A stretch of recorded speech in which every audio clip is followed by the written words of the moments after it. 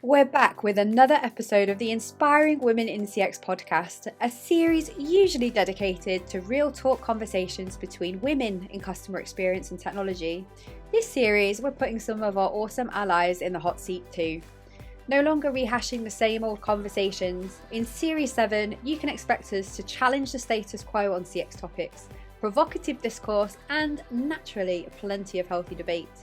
I'll be your host, Clare, and in today's episode, I'll be talking to one seriously inspiring lady from right here in the UK. She's a lived experience speaker, wellbeing workshop facilitator, and poet who helps organisations with their inclusion and wellbeing strategies by speaking about intersectionality, authenticity, and allyship. Recognised as one of Stonewall's Black History Month role models in 2018, and shortlisted for a positive LGBT Role Model National Diversity Award in 2020, let me introduce you to today's inspiring guest, Andreena Leeanne. Hi, Andreena. Hi. Hi, How are you? Claire. Hello. How are you today? I'm doing very well, thank you. I'm in a very upbeat mood.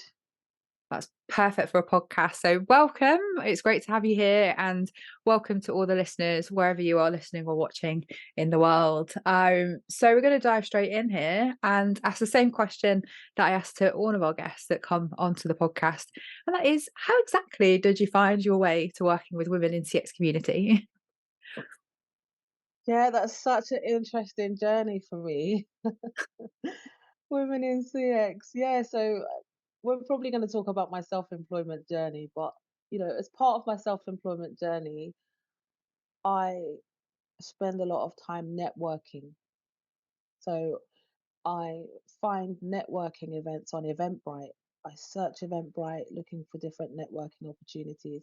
And I came across there was a Women in CX networking event and it looked really interesting. Oh yeah, International Women's Day, wasn't it? National Women's Day. So I turned up to this place. It was really nice. Everyone was really welcoming and got a name badge. I remember the name badge had like a Ribbons. ribbon. Yeah, it was really nice. It was just such a welcoming space and like I met you, you're so friendly as well. And I was there listening and taking part and all of that. And I remember saying to somebody in the break, I was like, can you just quickly tell me what does CX stand for? I remember. What does CX stand for? And they said customer experience. And I was like, oh yeah, great. This is fantastic. So the penny dropped as to where I am, what I'm doing, who I'm networking with, and this wonderful community that you've created. And I remember there was also a presentation on diversity and inclusion. Yeah, There was a within a cantar. dash. Yeah. Yeah. And then I just thought this is so interesting. So I just really settled in because I'm so random like that. Like I focus on like the goal, isn't it? So my goal was to go to somewhere that looks interesting, to network with people, to meet new people, and then these people might connect me to other people that might Mm. result in something. So that's the Mm. kind of like method to my madness. So I didn't really dig too deep about examining what women in CX is before I actually Just went. took a I just chance. took a chance. It looked Mm. interesting, and look at where we are today. We've been on Mm. a journey together Mm. since March. So everything works out for a reason, and people connect with each other. If we're I've found that if I'm on this journey of like helping people and serving the community and being present and all of that, I'm finding that I'm meeting those types of people everywhere I go. So whether it's women in CX or whether it's women in tech or Mhm. women of Interbank, all of these networking opportunities that I've found that I've gone Mhm. to. Because the thing is, when I talk about diversity and inclusion, it's very like across all sectors, isn't it? So Mm. no matter whether I turn up to a networking event for lawyers, we still need to talk about diversity and inclusion. So that's why I wasn't so like hung up on finding out what CX is until I actually got there. Um, But I think that's so true, isn't it? And then you and I got to hang out afterwards because we said, hey, let's have a Zoom after we chatted briefly at the network and you told me about what you do. And I thought, oh, I think the community would really love to hear more from you. And you ended up doing that awesome webinar talking about intersectionality, didn't you? Do you want to tell the listeners a little bit more about what intersectionality is and what the webinar discussed or the workshop?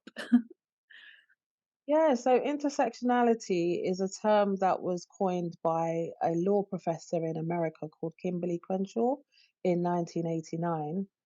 You know, fantastic black woman, Kimberly Crenshaw. And she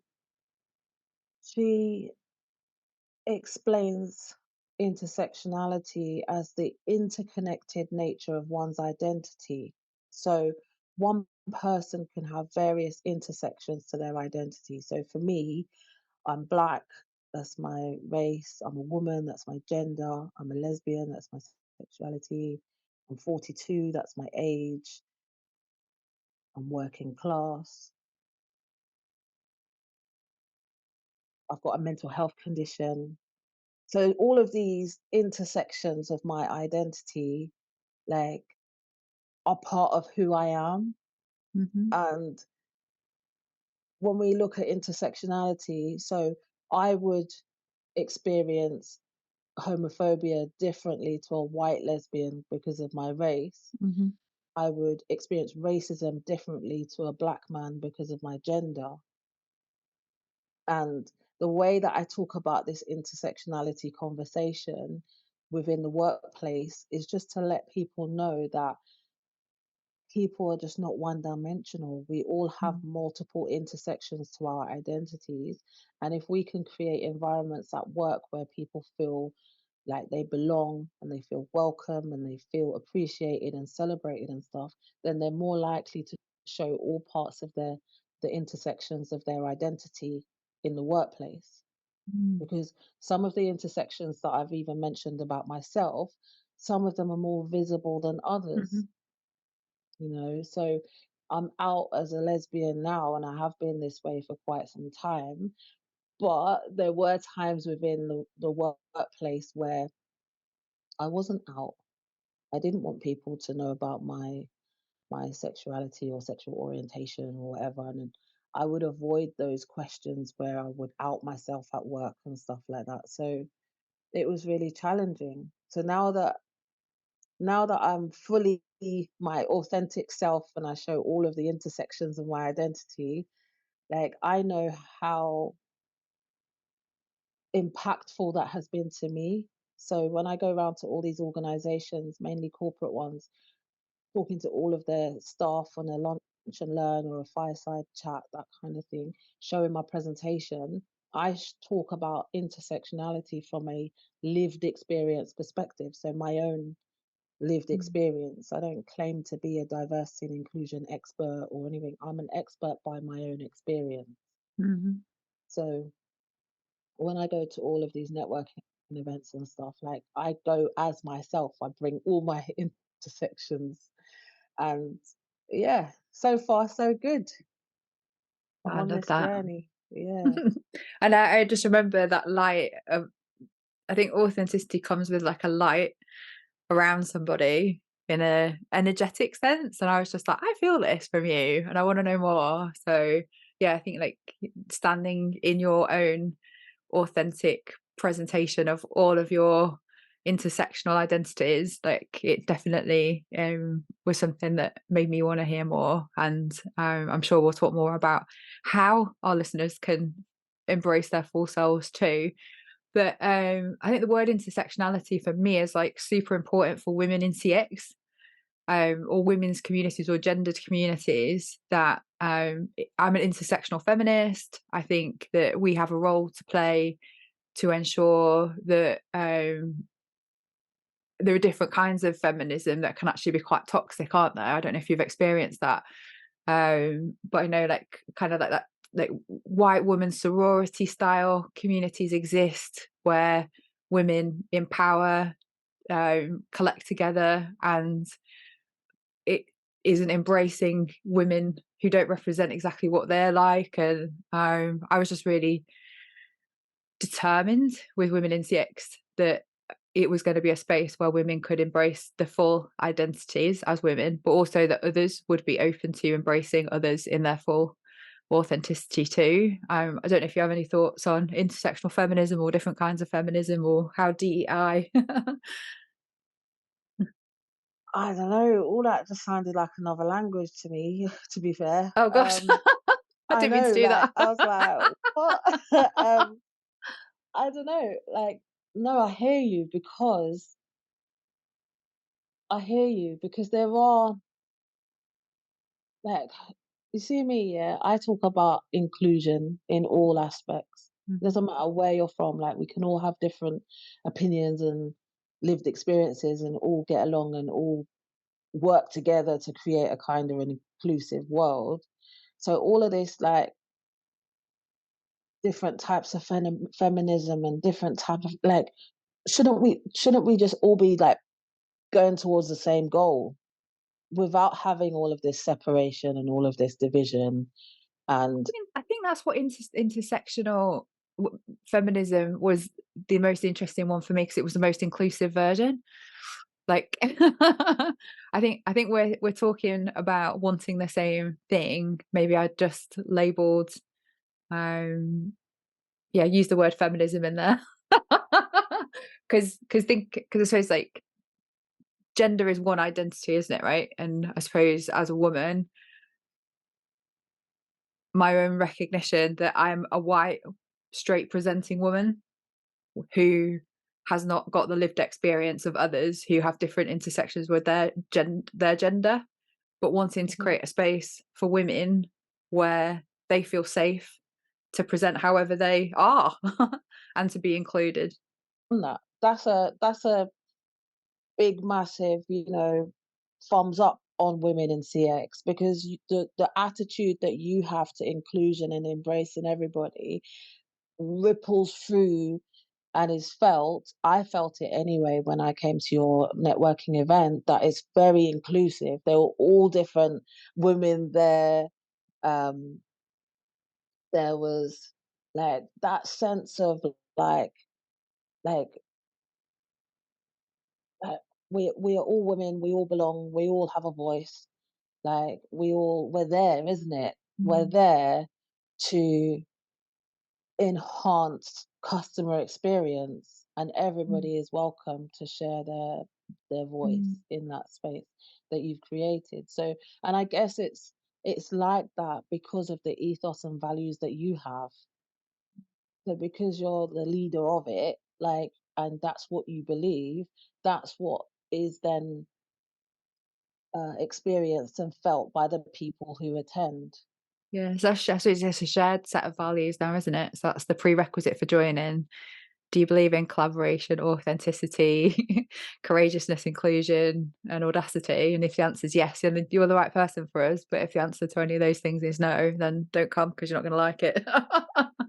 But I think for me as well, though, the intersectionality thing was also that recognition, as you pointed out. Like, I don't know what it feels like to be in a different body. Like, I know in this customer experience space, we talk a lot about empathy, and I don't think anyone can truly have empathy to understand different identities if you don't have that identity. Like, I don't know what it would be like to be a man. I can't imagine walking around in a guy's body. It sounds like it'd be really fun, but I would never actually genuinely, be able to empathize with what it's like to not have 100% of your value placed on like how you look, or um for you to be sexualized or not to be sexualized in the same way. Like, so for Yeah. me, that part of the community was also like amplifying the voices of more diverse women so that they could share their lived experience and help people to understand that where those intersections are and the biases experienced, you might experience life so differently if you um I think you explained it really well, and I loved how you explained it in the webinar. You're um a woman, you're black, you're a lesbian, and you have a mental health condition. Like, the thing that we share is our gender, and mental health, but I'm not Black or a lesbian. Therefore, I would not know what it was like to live your life or to have your lived experience. And that's why it's so important we hand the mic over to other people to be able to share their lived experience, right? And to hear and to be open to hearing from what others have to say. Anyway, I feel like I'm No, I'm getting a bit off listening. I'm topic really here. No, you are. It's all the same topic. It really Yeah. is. Like, this conversation is really important because yes, we do need people to share their lived experience, but we can also see the way that society is structured and the way things are, and that if we look outside of ourselves, whatever to see whatever privilege we have, we need to look outside of ourselves to see who's losing out, like who's Mm, not mhm, benefiting from certain mhm, things in society, like who mm, what's happening outside of our own life.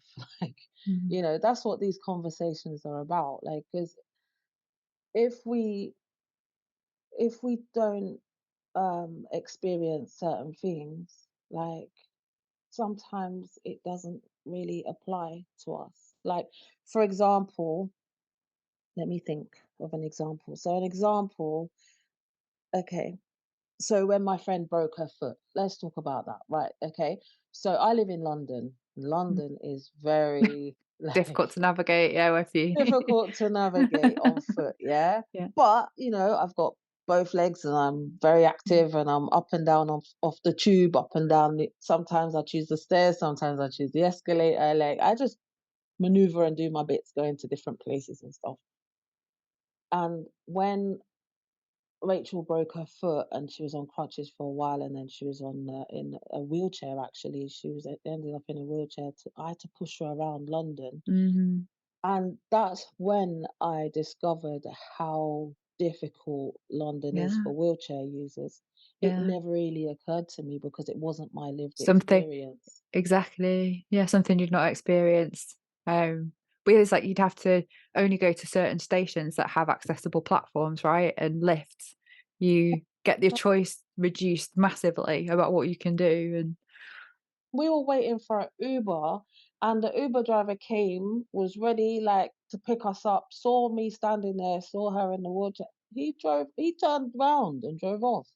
wow. Like, he just blatantly just couldn't be bothered to, he just wanted to just get an easy job. I don't know what Mm, his thought pattern was, but that was the booking because you see their registration number and stuff. So mm, he approached us and then went without even saying anything. I think he saw the wheelchair and just couldn't be bothered. Um, and like, it's just bizarre. It's really bizarre, like how how people have to navigate life with their different intersections, and mhm, they've how they have to, yeah, like the struggles that people just don't even have a clue or just take for granted their own mm, privilege. mm. Like, I recorded another episode, which by now will have already been out, with this wonderful guy who talking about so I was going to say that again because my mic just tripped out. I recorded a podcast earlier today, which by the time this episode airs will have already been out. And he's wonderful. He's like a total ally. Like, he came to Women in CX conference and he spoke to a room full of women. And he said to me, like, I didn't see gender, I didn't see color, I didn't see, any of these things. And I was like, but that's probably because you don't feel anything about being the only man stood in a room full of women. However, when I'm the only woman stood in a room full of men or a meeting that's just purely male, I do feel different and I do feel other. And he was like, wow, actually, yeah, that's true, because his lived experience is just being accepted everywhere as a white, straight, middle-aged white guy, right? And those intersections, you talked about like the power structures that exist or how society is constructed to serve different groups of people better, and he'd never really thought of that because he it wasn't within his own lived experience. And I thought it was fascinating. But the more I think all of us can get out of our own perspective and hear from and see diverse voices talking about their lived experience. Not that we'll ever have empathy for, but we can absolutely have compassion, passion, and appreciation for. I think you said it either today or in the previous webinar that you'd done. Is that sense of shared responsibility to help make things better for others who experience more challenges than you. And again, that's one of the reasons I was hoping the community could be a great place to do that for women. So What do you think of interesting. that? Yeah, I think a lot about that. I think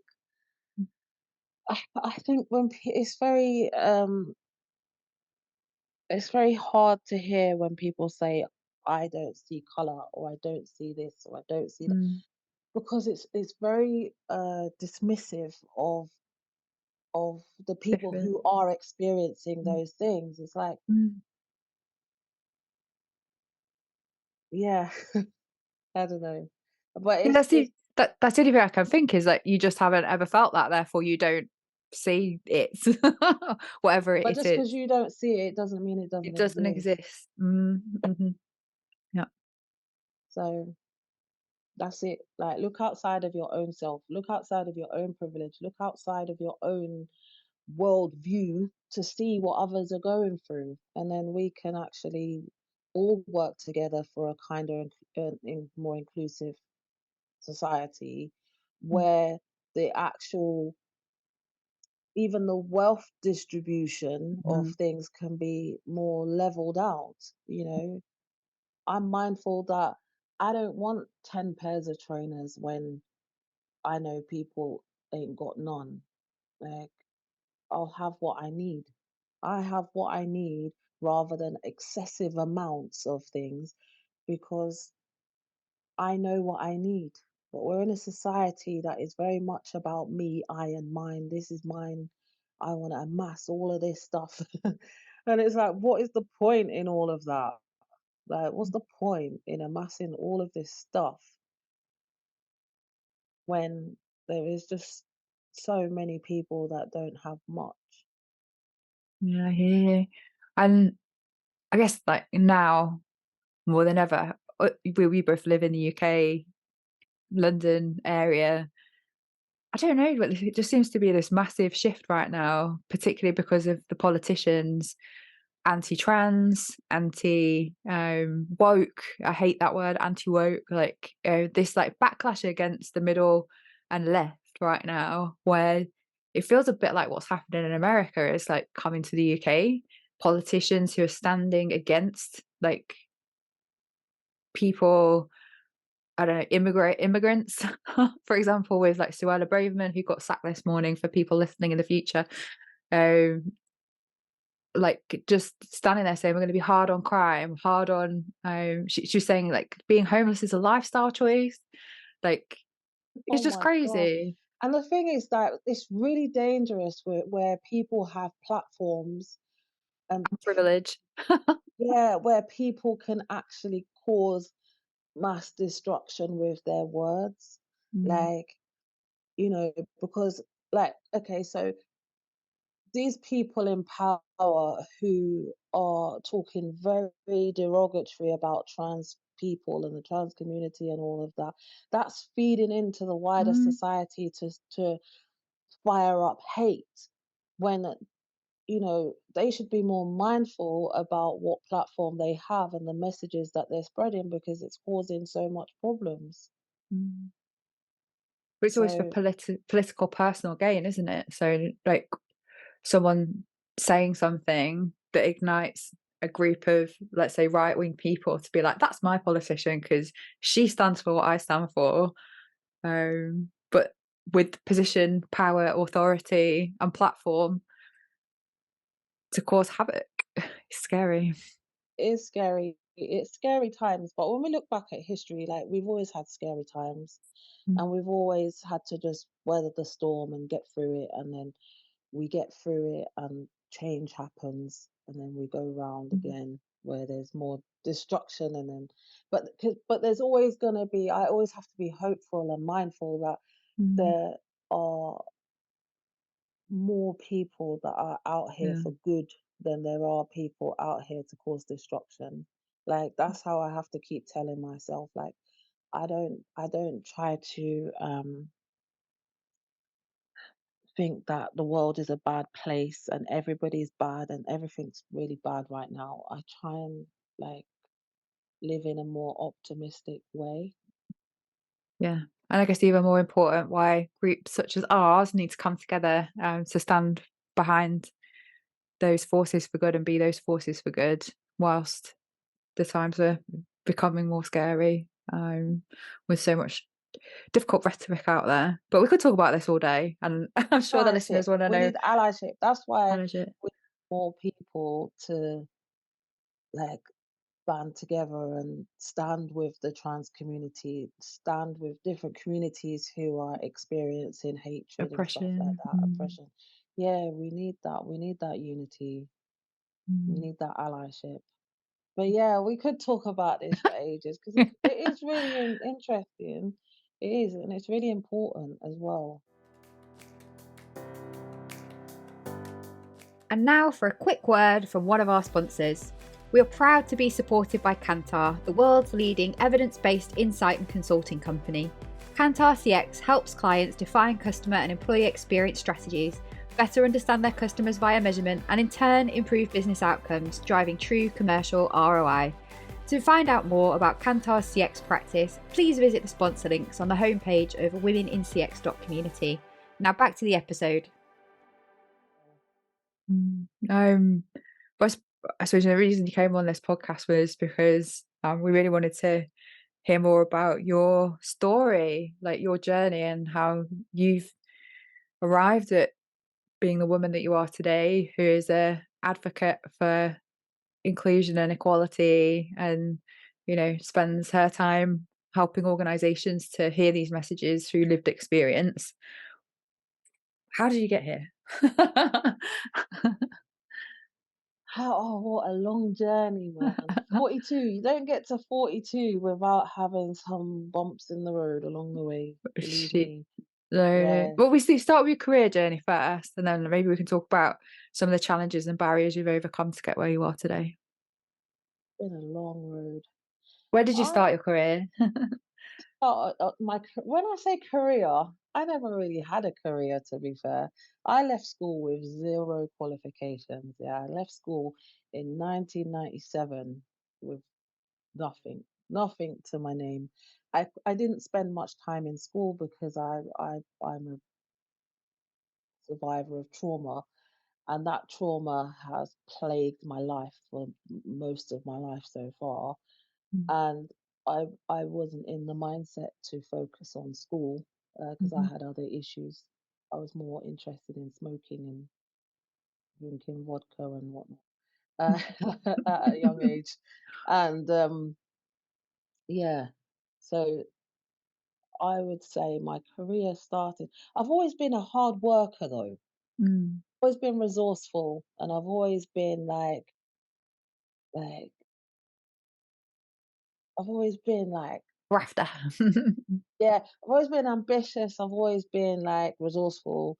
Like people call me Dell Girl because I like selling stuff. Yeah, like like Dell Boy. Yeah, they call me Love Dell that. Girl.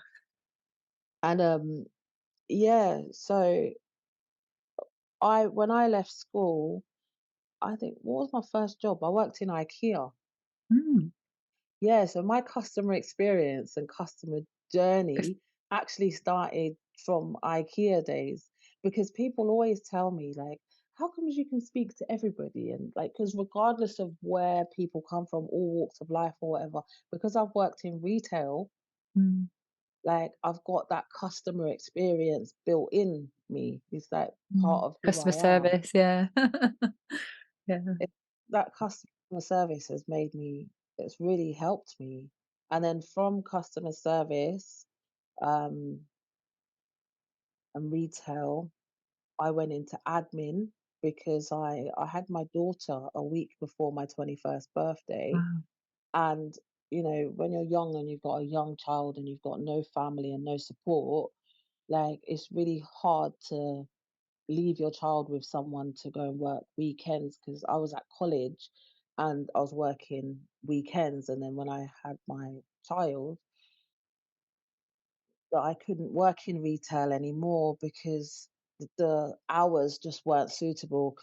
Because of my trauma, I didn't want to leave my child with anyone because I didn't want them Mm. at risk of being abused or anything like that. So I ended up working in admin, um, in the NHS. So I it was my next door neighbour at the time where I was living when I had Rene. I was talking to my next door neighbour about the challenges of working and having a child, and she said to me, "Oh, why don't you work in retail? Join this agency, not retail, admin." And she said, "Join this agency and you can work in the NHS or whatever." So that's how my journey in the NHS started when I was about 23 years old, 24, because Renee was about 3 or something at the time when I started working in the NHS. And but I realized that even working in the NHS, like that customer service experience that I had had from working in retail has really helped me, because from the porters to the consultants, like I can have a conversation with anybody, Mm. don't put anyone on any hierarchy or anything like that. I see people as people. I talk to anyone. And it's really helped me even in my business today. So from admin, I worked in admin for about 8 years or so. And then I quit smoking. I quit smoking cigarettes and then decided that if I could quit smoking, then gosh, anyone can. Because remember, I told you I started smoking at 13, and I quit smoking when I was 28. So when I quit smoking at 28, I thought, oh my gosh, like I can actually control, like I can control things. Like I'm in control. I can do hard things. Like I quit smoking. Like if you had known me as a smoker, I always had a cigarette hanging out my mouth. I'm not proud to say, but I smoked throughout my pregnancy and all sorts. Like I often like joke with Renee because she was born without any wisdom teeth, and without she was born without any space for the wisdom teeth. Like no, even when she goes for a dental scan and on the X-ray, there's no wisdom teeth. Even I though haven't got any either though, and my mum didn't smoke, so I often joke with her, and I say to her, it's because I smoked through my pregnancy, Renee. If you ever have children in the future, don't do that. Um, so I always joke and say that means like I never actually get develop the wisdom either, but Well, I looked into it the other day actually, and apparently, because like we're not in caveman times anymore, and we don't need to eat the way we do or whatever. Mm. Like we've evolved as human beings to not actually need wisdom teeth anymore because we're not Great. biting down on hard things. But anyway, Anyway. um, look, you've learned something new today, you listeners. Um, so after quitting smoking, I decided I wanted to help people to quit smoking. And because I was in admin at the time, I was actually working for the dental service. And a lot of the dental patients who needed teeth removed, they were smokers. They had a lot of dental problem largely because of their heavy addicted smoking. So what I did was set up a referral pathway between the dental service and the stop smoking team to be able to increase the number of people going through the service, and basically created a job for myself. So that's Right. how I left the NHS. Like I went from a band 2 to a band 7 in the NHS, which is quite a massive Yeah. pay increase, Mm. because a job I started volunteering with that stop smoking service, and a job share opportunity came with the specialist stop smoking advisor at the time. A job opportunity came up because she wanted to go and do counselling or study to be a therapist or something. So we shared a job. So we split the band 7 job. And that's how I got on that band 7 journey. And so fast forward to now, so December 2019, I was made redundant because, I spent 10 years in smoking cessation, and in 10 years, lots have happened in that time in Mm. terms of Public Health England looking at smoking and all of that on that agenda. So smoking prevalence was high when I started into that work, Mm. and now it's low. There's not, well, it's rising now because we're in 2023. We've had a pandemic and people are taking up smoking, but usually it's young people that are not taking up smoking. Yeah. You did Yeah. yourself out of a job in a good way. Well, I was so good in my job. I helped so many people to quit smoking. I had such good retention rates. People would Mm. see me a year later and say they're still not smoking. And I felt really proud of that Yeah. journey. I felt really, really proud. But I also felt Saves people's very, lives probably. yeah, massively. And I felt very rejected by the NHS having been made redundant, because it's like, it was like a personal rejection. It wasn't personal. I know redundancy is not personal and But all it of that. feels like it. Hard. It was really hard, and it was December 2019, and we went into that pandemic in March 2020. So actually, looking back, it was actually a blessing that I was made redundant, because I've been able to get to where I am now, where I now work for myself. I'm fully self-employed. I'm on this journey, and I've been able to use lots of my interpersonal skills, however, not interpersonal skills. What's the Relationship one? building probably, isn't it? No, what's when you transferable skills? That's Yeah. where I was going, Use, yeah. yeah, from all my previous employment and stuff like that. I've been able to use these transferable skills in what I do now. And you're an entrepreneur by nature, I think, creating all those opportunities for yourself, from being Dell girl to creating a new pathway that got you to band 7 on behalf Yeah, of providing a service that people actually needed. Clearly, definitely. like, you were destined for I'm entrepreneurial good at things. I'm good at seeing opportunities and actually like making moves to, Make it like, I'm not happen. afraid to take risks. Mm. Not afraid to take risks, and I'm not afraid to try new things. Mm. But because I'm a trier, I was talking to my partner the other day, and she said, "You know what, Drina?" Because she calls me Drina. She said, "You know what? You have got the blessing of trauma." She said, "This is going to sound really weird, but you've got the blessing of trauma." And I was like, "What? How is trauma a blessing? Like, what do you mean by that?" And she said, "Because the way that you maneuver through life is that you're always trying, like you're always moving forward. Like you don't get stuck in a particular rut, because you're always like, what's the next thing? Let's move forward. Let's do this. What's happening?" Like you're always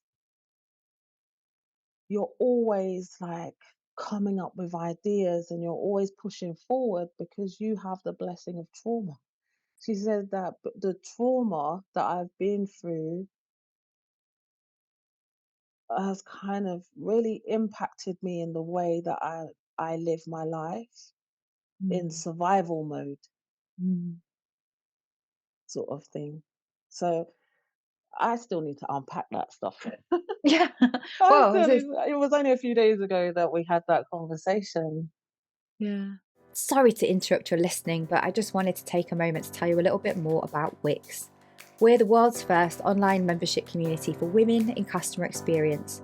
Our mission is clear, and that's to unleash the power of women to lead the future of human-centered business. Working in CX can feel lonely at times. We're often single-handedly trying to change the way organisations think and behave about customers.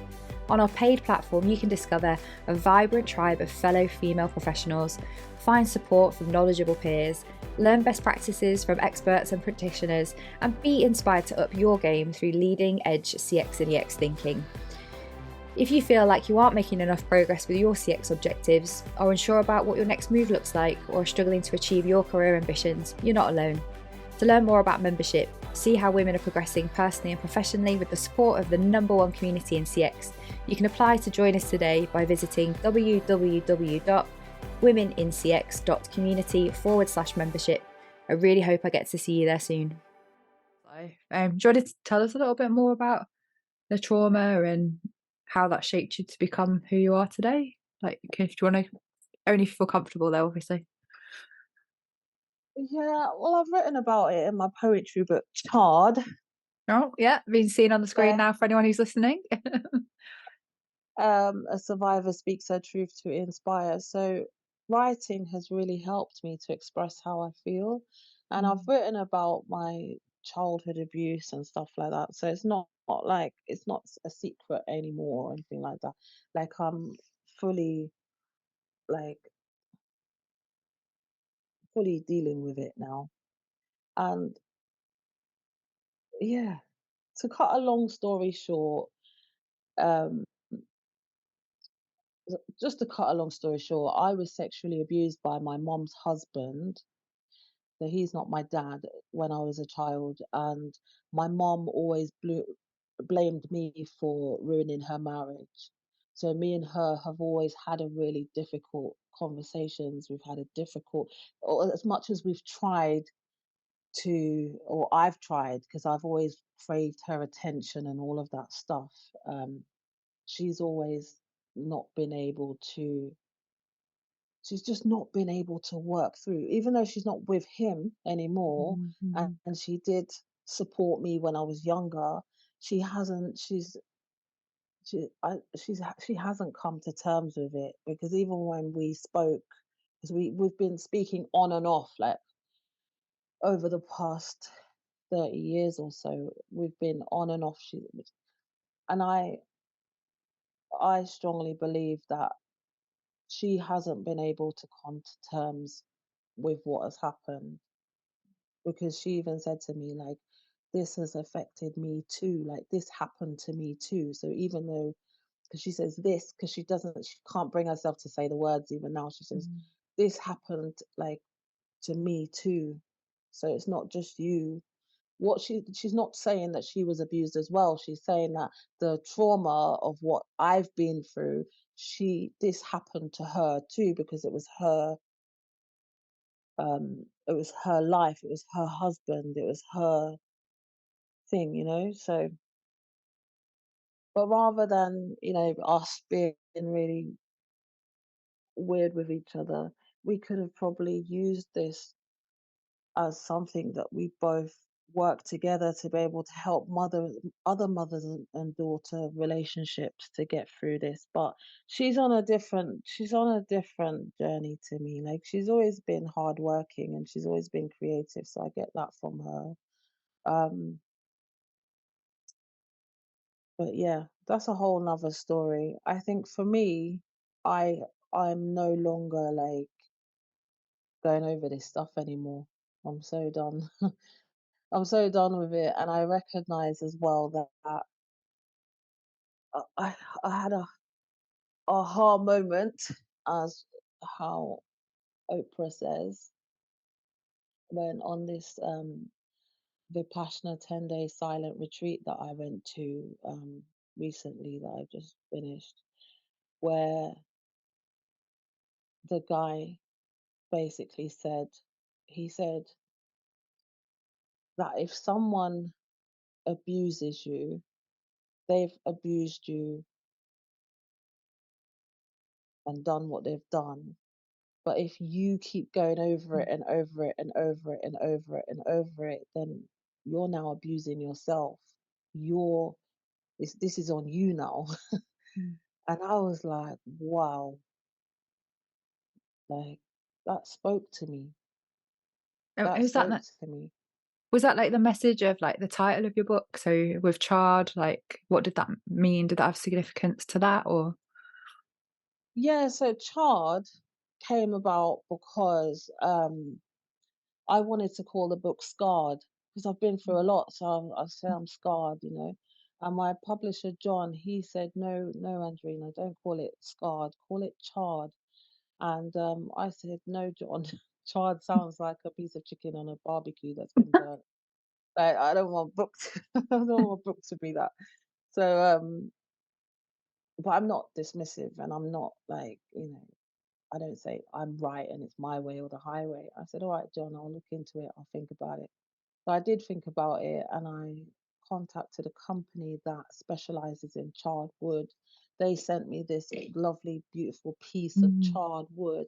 I looked at it, I examined it, I researched what charred, Mm. the meaning of Means. charred, and it's basically a metaphor for me, for my book. It's about resilience. It's Mhm. about going through so much stuff and still being beautiful, still being valid, still being strong, you know.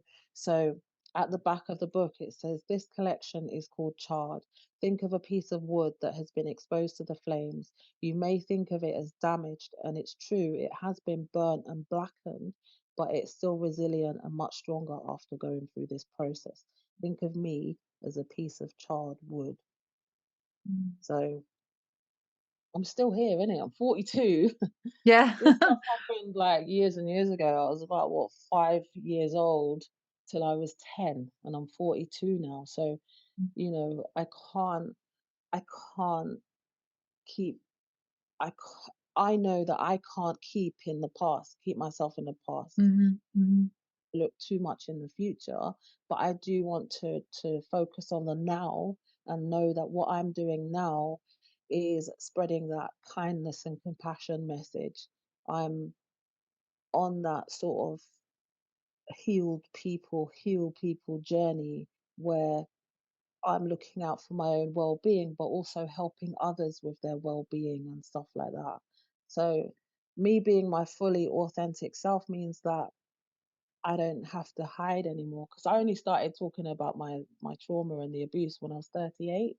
So it was Mm. quite late that, even with the Me Too movement and all that that was going on like years ago, I never added my voice to the conversation. I stayed silent about that because I wasn't ready to share my experience or speak on that. And I kept silent for a really long time. So now that I've broken the silence on that, I'm able to work through it. I'm on my healing journey, and I'm here helping others, and I'm here doing the best that I can with the resources I have.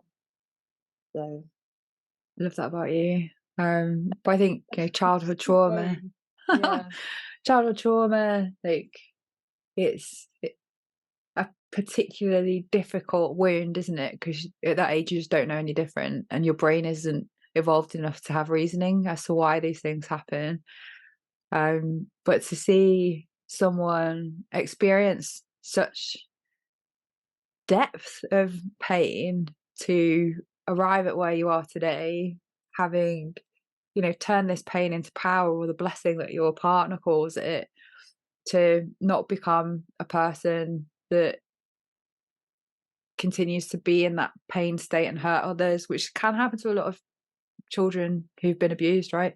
But to become this like light in the world, as I described you, with this energy that is making an active difference in the world by sharing her story and not hiding parts of herself, but somehow managed to go from being that little girl to someone who fully stands in her authenticity, I embraces every aspect of her identity. Like I just think you're incredible, and Thank I'm sure there'll be people listening along where a lot of the stuff you talked about has resonated with them.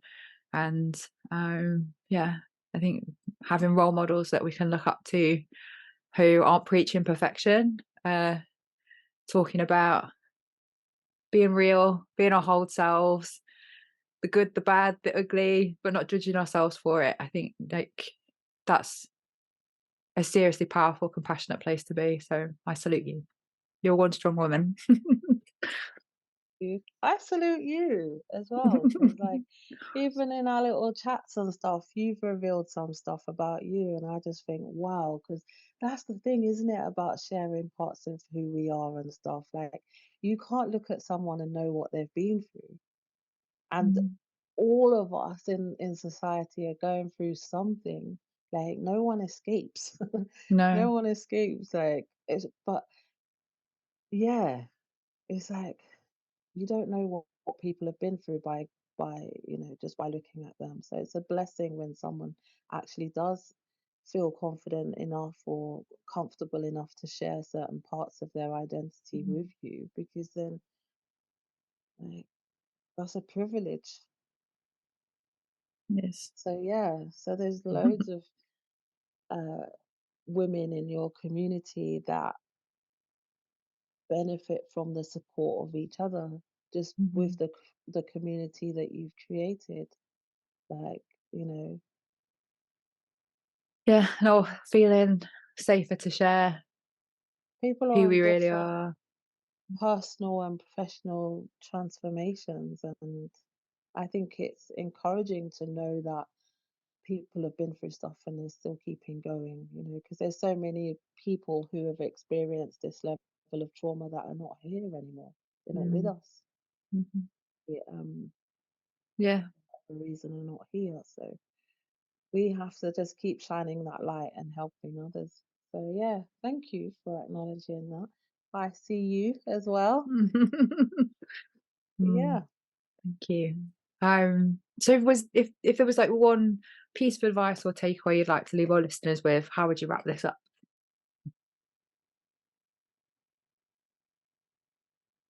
I would wrap this up by saying that we only have one life, and it's important that we live our life to the best of our ability and acknowledge that everything is temporary, nothing's permanent, and things come and go. But no, the person that you are has ripple effects throughout the world, and like all of us within ourselves, we have so much power, and we will, just by being ourselves, can really have positive impacts in society. Mhm. So I would encourage everyone to be on this kindness and compassion journey because it's very contagious. Yeah. Yeah, it's very it, contagious. You it know, is.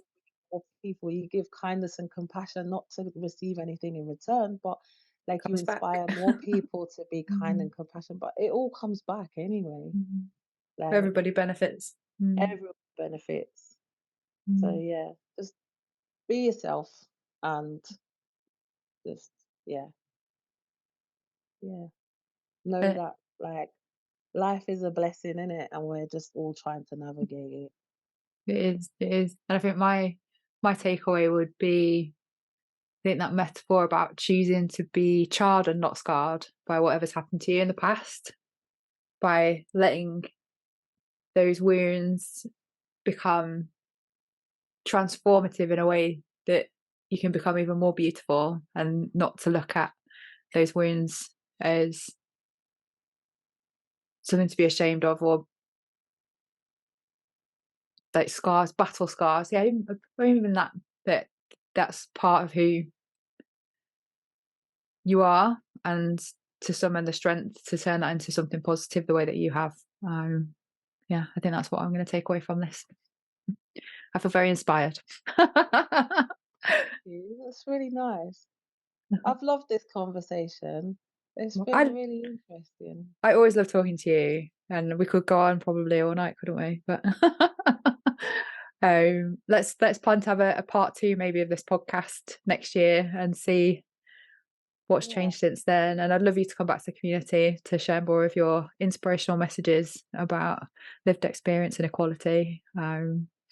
But yeah, not just during Pride or Black History Month, as you, as I Yeah, know that all your year busiest round. times all year round. Yeah. So where These can conversations take place all year all round. year round? Yeah. So where can people get more information about you or connect with you if they want to hear more about the services you provide?